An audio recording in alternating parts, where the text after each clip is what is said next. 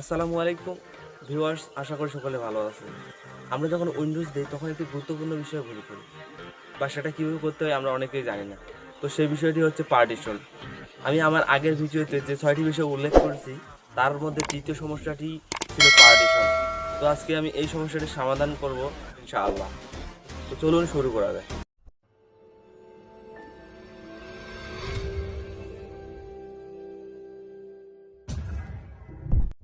তো ভিউয়ার্স, আমরা যখন উইন্ডোজ দেই তখন এমন একটি ইন্টারফেস আসে, এখানে পার্টিশন দিতে হয়।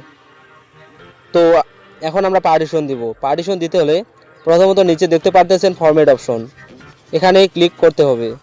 তারপরে এরকম একটি নোটিশ আসবে, এখানে ওকে ক্লিক করতে হবে। তারপর এভাবে একটি একটি করে ফাইল সিলেক্ট করে নিচে ডিলিট অপশনে ক্লিক করতে হবে। তারপর এরকম একটি নোটিশ আসবে, এখানে ওকে করতে হবে এবং সব ফাইল ডিলিট করতে হবে। এখন যে কাজটি করব, নিচে থাকা নতুন অপশনে ক্লিক করব। তারপর এখানে একটি হিসেব করতে হবে। এখানে যেহেতু এমবি এর হিসেব হয়, তাই এখানে 1 জিবি সমান 1024 এমবি হয়। তো আপনারা যত জিবি দিয়ে আপনাদের ফাইল রাখবেন সেটি দিয়ে 1024 গুণ করতে হবে এবং যে রেজাল্টটি আসবে এখানে লিখতে হবে। তো আমি 60 জিবি এর একটি পার্টিশন দিব। এখন আমি 1024 গুণন 60 দিলাম, যে রেজাল্টটি আসলো আমি লিখে এন্টার করলাম।